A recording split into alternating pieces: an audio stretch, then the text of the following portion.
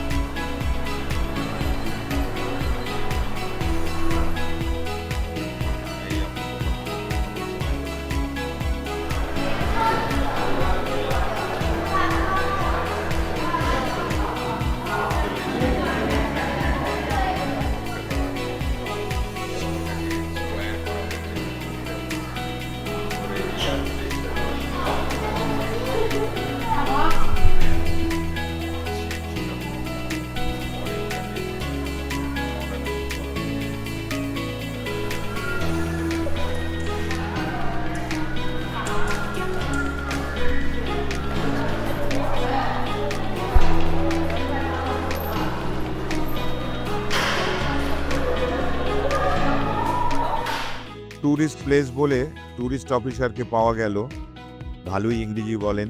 So actually, I have a question. We have opened half of the portion and half of the portion is closed area. We cannot see the west view or the north view. We are just seeing the east area and we, Yeah, just considering the safety or the security. Yeah. that's why it's a very old structure. I understand that. But actually, whenever tourists come, He wants a 360-degree view. yeah, I went to Summer Palace. Yeah, so that is Winter Palace of Oh, this one. Emperor. Which one? Behai Palace. They have Ah, then I must go. only heading to that. So thank you very much. Have a good day. Okay. দুজন local বয়ের সঙ্গে দেখা হলো, এরাও ইংরেজি বলতে পারেন। My name is Su Wu. My name is Su Wu. English name is Charles. My name is Todd. English name? Charles. Oh, okay. I'm Paul. And Paul. nice to meet you. Thank you very much. Okay. 快点儿 Okay. 开始照片儿，我用我手机给你。 Just একটা strawberry drink, একটা মোটা pipe দেওয়া, ভেতরে strawberry কুচো, আইস আর strawberry juice. 100 টাকা দাম, একদম মন পছন্দ, মন খুশ, দিল খুশ যেটাকে বলে, কোনো কথা হবে না। Next level. এখানে খুব বেশি লোক ব্লগিং করতে দেখা যায় না, তাই কেউ ব্লগিং করলে এরা খুব উৎসুক দৃষ্টিতে দেখেন বা এগিয়ে এসে কথা বলেন, এবং লোকজন যারা ছবি তুলছেন তাদের হ্যালো করেন। বেল টাওয়ার থেকে 2 কিলোমিটারের মতো রাস্তা জিংশন পার্ক, মেট্রো স্টেশনের কাছেই। এটা মূলত ফরবিডেন সিটির লাগোয়া একটা ইম্পেরিয়াল পার্ক, 57 একর জমিতে তৈরি। এখানে প্রবেশ করতে 10 ইউয়ান বা 125 টাকার টিকিট লাগে। এটা একটা উঁচু টিলা পাহাড়, যেটাকে প্রসপেক্ট হিল বা কোল হিল বলা হয়। এই টিলা পাহাড়ের ওপরেই রয়েছে ওয়ান শুটিং টেম্পল আর প্যাভিলিয়ন। 1749 সালে তৈরি হয়, আর এখান থেকে আশেপাশের একটা প্যানোরামিক ভিউ পাওয়া যায়, যার মধ্যে ফরবিডেন সিটির ভিউ খুব বিখ্যাত। এছাড়া বিহাই টেম্পল আর তার লেকেরও দৃশ্য দেখতে পাবেন। এই পার্ক আগে ফরবিডেন সিটির মধ্যে ছিল, কিন্তু 1928 সালে এটা জনসাধারণের জন্য খুলে দেওয়া হয়। ফরবিডেন সিটিকে ইভিল স্পিরিট থেকে রক্ষা করে বলে এটা মনে করা হতো। সিঁড়ি বেয়ে পাহাড়ের ওপর উঠতে 25-30 মিনিটের মতো লাগে। টেম্পল বা প্যাভিলিয়নটিও ভারী কারুকার্যমণ্ডিত। তবে এটা বেজিংবাসীর কাছে morning walk, dancing, singing, tai chi করার বিখ্যাত জায়গা। আমি এসেছি সূর্যাস্তের সময়, তাই এই দৃশ্য আরও সুন্দর লাগছে। এটাকে বলছে সিল্ক স্ট্রিট, যদিও এটা একটা শপিং মলের মধ্যে। চায়নার আর একটা জিনিস দেখবার মতো, সেটা হচ্ছে চাইনিজ সিল্ক। নিশ্চয়ই শুনেছেন, এটা তো সুভেনির মার্কেট। চাইনিজ সিল্কের সমস্ত জিনিসপত্র এখানে পাওয়া যাচ্ছে। তো একটা চাইনিজ সিল্ক কেনার দরকার ছিল, মানে কি ভাবছিলাম কিনবো, তো চলে এসেছি, কিনে নেবো। ভারী সুন্দর সুন্দর এগুলো, বিভিন্ন এত ডিজাইন যে মাথা খারাপ হয়ে যাবে না। How much is this? It is 50, okay? New style. New style, it's a very new style, unique style. Very nice. How much you wanna give me? Okay, let me check a little bit. Said I do same price, just a few. Okay. I want this type of this, not square one, the long one. Yeah. Silk মানে হচ্ছে সাংঘাতিক costly, সুতরাং বেশিক্ষণ এই জায়গায় থাকা উচিত নয়। তো এই সিল্ক মার্কেট থেকে যাচ্ছিলাম, হঠাৎ দেখলাম খুব খিদে পেয়ে গেছে। তো একটা চাইনিজ রেস্টুরেন্টে এসে বসে পড়েছি, অর্ডারও দিয়ে দিয়েছি একটা নুডলসের। আর এরা একটা গ্রিন টি আগে দিয়ে দেয় গ্রিন টিটা খাওয়ার জন্যে।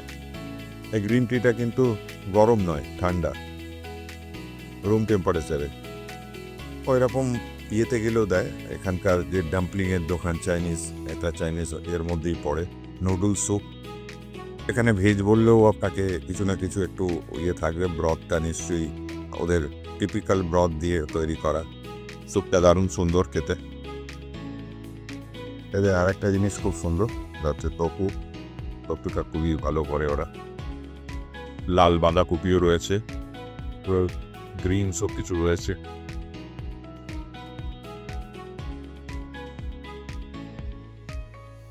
আমি এখন এসেছি বেজিংয়ের বিখ্যাত সামার প্যালেসে। এটা বেজিং সিটি থেকে একটু দূরে। আর সামার প্যালেস মানেই বুঝতে পারছেন রাজাদের গ্রীষ্মকালীন আবাস। বেজিংয়ে যেরকম শীতকালে বরফ পড়ে, আবার গরমকালেও পারদ 40-এর কাছাকাছি চলে যায়। তাই কুইন ডাইনাস্টির রাজা কুইনি ইউয়ান 1750 সালে এই প্যালেস তৈরি করেন। পাহাড়, লেক আর জঙ্গলে ঘেরা এই প্যালেস গ্রীষ্মের তাপ থেকে মুক্তি পাওয়ার একটা সুন্দর জায়গা। আর প্রাকৃতিক সৌন্দর্যের সঙ্গে সঙ্গে মানুষের স্থাপত্যেরও এক মনোরম মিলনে তৈরি হয়েছে এই প্যালেস, এর টেম্পল, প্যাভিলিয়ন আর ব্রিজগুলো, যেটা ইউনেস্কো হেরিটেজ সাইট হিসেবে মান্যতাপ্রাপ্ত। একটা ভালো ব্যাপার হলো, যেহেতু আমি 67 ইয়ার্স, আমারটা ফ্রি হলো। 60 ইউন করে টিকিট, মানে প্রায় 800 টাকার মতো। ভাবলাম ফ্রি যখন পেয়েছে, একটা গাইড কিনলাম 130 টাকা দিয়ে। এটা পরে পড়ে আপনাদের সব জানাবো, আগে একটু ছবিগুলো দেখিয়ে দিই। তো বেশ রোদ উঠে পড়েছে, টুপি ফুপি গগলস লাগানো হয়ে গেছে। আবার সেলফিও তুলে নিই, সবাই সেলফি তুলতেন। সেলফি দেখলে আমার সেলফি তুলতে ইচ্ছে করে। ভারী সুন্দর পরিবেশ, গাছগাছড়ার মধ্যে দিয়ে যাচ্ছে রাস্তা। ভাবছি নৌকো চড়েই যাই, দেখা যাক নৌকোটা কোথায় থামছে। ক্রিকেট টিরেটে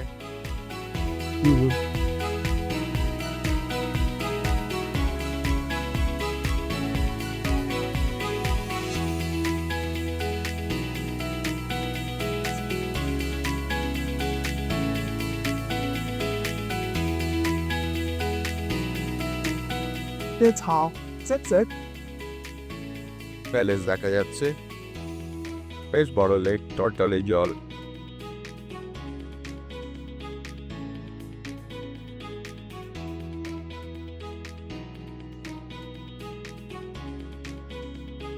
নেমে পড়েছি।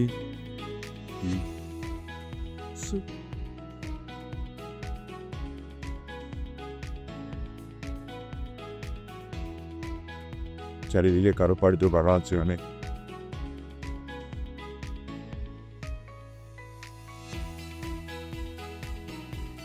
লম্বা লাইনও করেছে, আইকন আছে যারা আজের মন্দিরের অবশ্যই।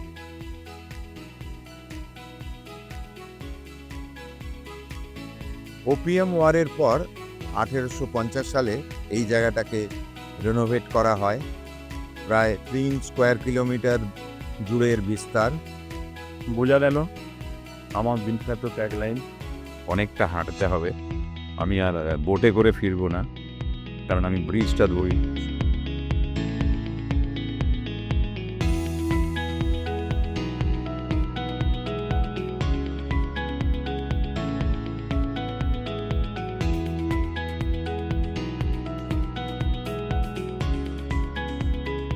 সুন্দর হাওয়া, ভারী সুন্দর হাওয়া লেকের ধারে। সামার, সত্যি সামারে এটা সামার প্যালেস। রাজারা তো হাওয়া খেতে ভালোবাসেন, আর নৌকোবিহারও করতে ভালোবাসেন।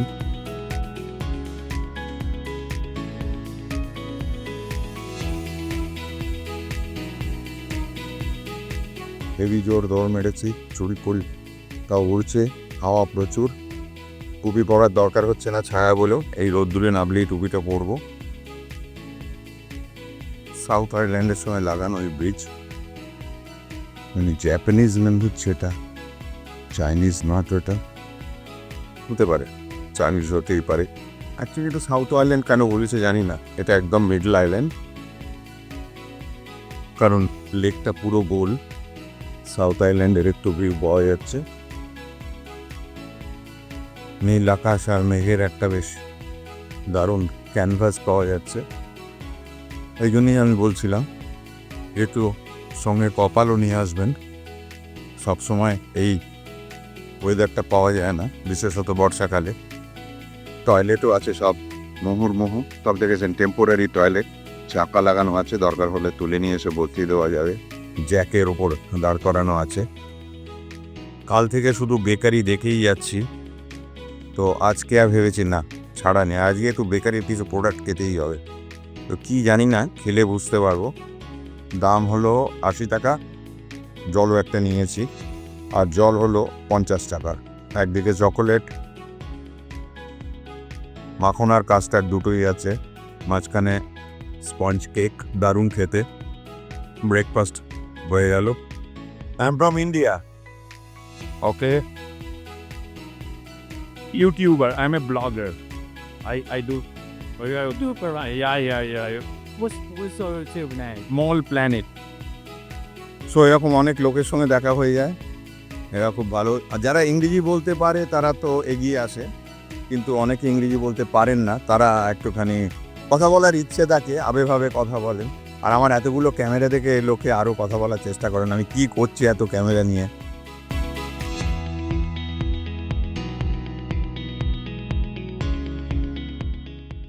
আর একটা খুব গুরুত্বপূর্ণ জায়গায় এসেছি, এটাকে বলে সিচাহাই লেক, আর এর একদিকে রয়েছে মন্দির। সিচাহাই মানে হলো লেক অফ 10 টেম্পলস। এখানে প্রচুর মন্দির রয়েছে, রয়েছে রাজপুত্রের বাড়ি আর অনেক পুরনো ম্যানশন।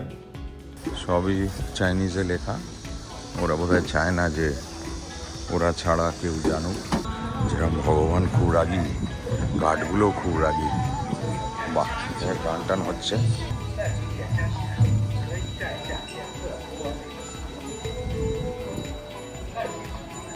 এগুলো মনে হচ্ছে উইশ লিস্ট।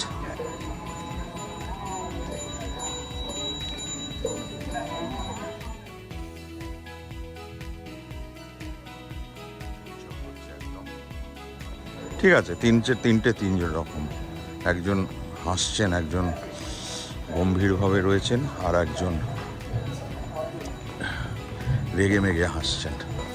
এটা একটা প্রশান্তির ছাপ, শান্তি। ভালোই মন্দিরটি, ছোট্ট কমপ্লেক্সের মধ্যে, শহরের মধ্যে, লেকের ধারে। মন্দিরটা ভালোই লেগেছে।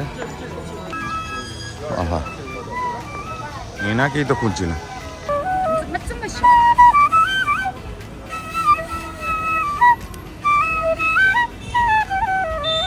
রিক্সা করে ঘুরে বেড়াবো লেকের ধার দিয়ে হুটংয়ের মধ্যে, যেটা একটা বেশ বড় অ্যাডভেঞ্চার। অবশেষে দরদাম করে একটা রিক্সায় চেপে বসেছি।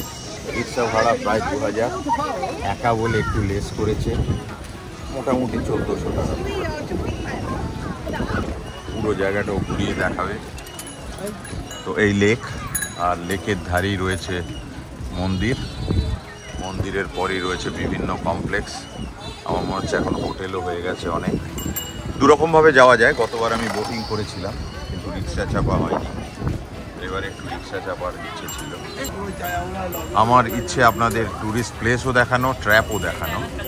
যদি মনে করেন যে 1500 টাকা খরচা করে একটু বেজিংয়ে এসে সাইকেল রিক্সা চড়বো, তাহলে ঠিক আছে। আর হাতে টানা রিক্সাও আছে, হুটংয়ের ভেতরে গেলে হাতে টানা রিক্সাও পাবেন। মঙ্গোলিয়ান ভাষায় হুটংয়ের মানে হলো কুয়ো বা ওয়েল। গ্রামের লোকেরা কুয়ো খুঁড়তেন উঠোন বা দালানের মাঝখানে পানীয় জলের জন্যে। এরম একটা বাড়ির উঠোনে ঢুকে পড়েছি। পুরনো স্থাপত্যের ওপর নতুন প্রলেপ লাগানো হয়েছে, আর গলির মধ্যে গাড়িও আছে অনেকের। এঁকে বেঁকে গলি চলে গেছে হুটংয়ের ভিতর। অনেক প্রজন্ম ধরে এরা বাস করেন এই হুটংয়ে, আর ট্যুরিস্টরা ভিড় করেন তাদের জীবনধারা দেখার জন্যে। এই হুটং বেশ বড়, তাই ঘোরার জন্য রিক্সা খুব জনপ্রিয়। অনেক বার, রেস্টুরেন্ট রয়েছে।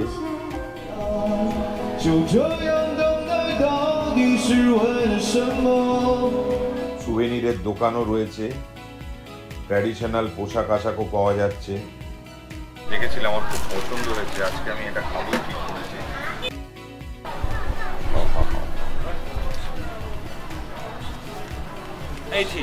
ওকে, একটা চিকেনের ইয়ের ভেতর আরেক সুন্দর কায়দা করে রাইস ঢুকিয়েছে।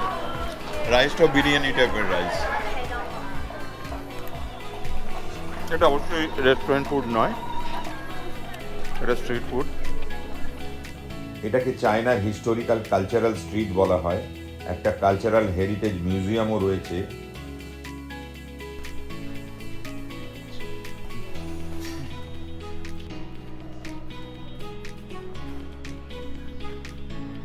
বেশি আছে রাজারা।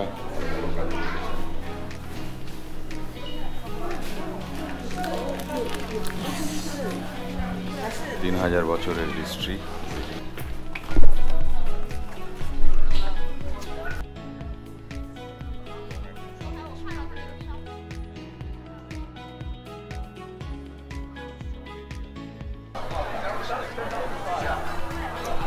একটা বেশ এই জিনিসটা চিকেন বিরিয়ানি চপ খেয়ে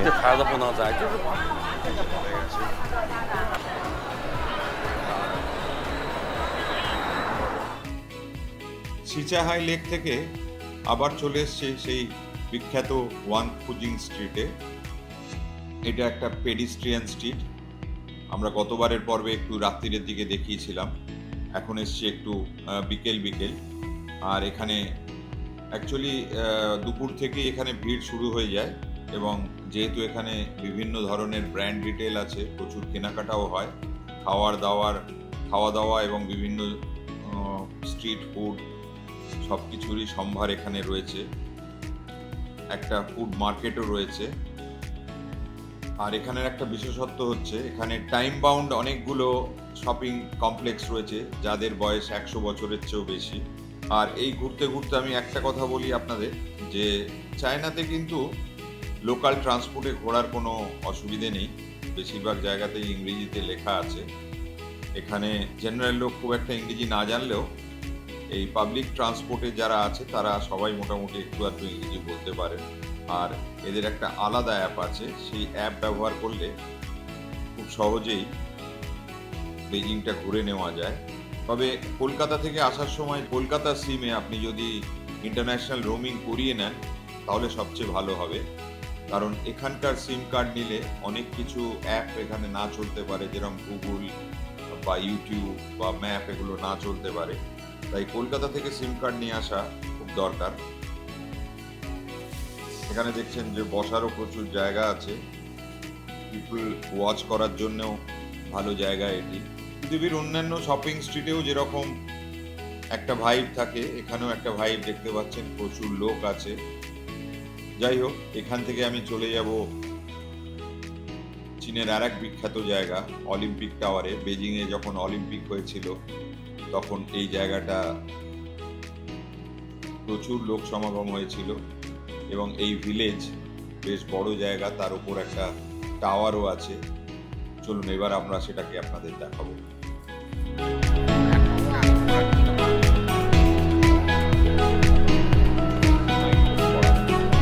এবারে প্রত্যেক জায়গাতেই লেটে পৌঁছচ্ছি, সন্ধে হয়ে গেছে। এটা হচ্ছে অলিম্পিক টাওয়ার, ওই দূরে অলিম্পিক টাওয়ার, আর এটা হচ্ছে বার্ড নেস্ট অলিম্পিক স্টেডিয়াম। পুরো জায়গাটাই এখন একটা এন্টারটেনমেন্টের জায়গা হয়ে গেছে, শপিং কমপ্লেক্স আর বিভিন্ন রকম নাচ গান দেখুন চলছে এখানে। অলিম্পিক স্টেডিয়াম, তার আশেপাশে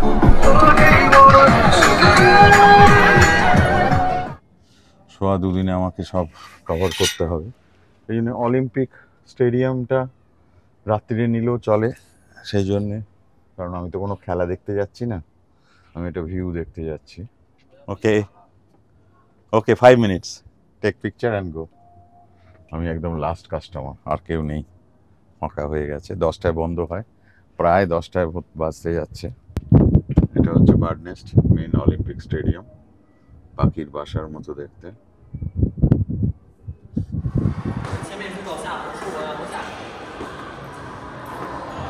সমস্ত অলিম্পিক হিরোদের সব ছবি দেওয়া রয়েছে, আমরা হয়তো নাম জানি না। এরা গোছা গোছা মেডেল ইয়ে করে। এখন আমেরিকার পরই চায়না নাম্বার, প্রচুর মেডেল পায়। খেলার ওপর এদের একটা বিরাট দখল আছে, কোনো কথা হবে না যে স্পোর্টসে এশিয়ার মধ্যে ওরা অনেক এগিয়ে রয়েছে। একটা সময় জাপান ছিল, কিন্তু ওভারটেক করে বেরিয়ে গেছে। সব বিভিন্ন ইয়ে দেখা রয়েছে, কোথায় কোথায় উইন্টার অলিম্পিক্স হয়েছে, কোথায় কোথায় অলিম্পিক্স হয়েছে। কোনো জায়গায় যাওয়ার সময় আমার খুব তাড়াহুড়ো থাকে, তো সেই জন্য দেখাতে পারি না, আগে পৌঁছতে চাই কারণ রাত হয়ে যাচ্ছে। তো এইটা হচ্ছে অলিম্পিক পার্ক স্টেশন, এখান থেকে আমার হোটেল হচ্ছে 5টা, তারপরে ধরে নিন আরও 10টা স্টেশন। এখন বাজে 10:50, পৌঁছতে পৌঁছতে 11:30। অলিম্পিক টাওয়ারেই আমরা শেষ করব, এখন বেশ রাত্রি হয়ে গেছে। কাল সকালে আমার সাংহাই যাওয়ার ট্রেন আছে, আবার সাংহাই গিয়ে আপনাদের সঙ্গে আবার একটা নতুন ভিডিও দেখাবো। আর এই ভিডিওটা যদি ভালো লাগে অবশ্যই লাইক বা কমেন্ট দেবেন, শেয়ার করে আর সাবস্ক্রাইব করে অবশ্যই আমাদের অনুপ্রাণিত করবেন, যাতে ভবিষ্যতে এরকম ভিডিও আপনাদের কাছে পৌঁছে দিতে পারি। নমস্কার, ভালো থাকবেন আর ঘুরে বেড়াবেন।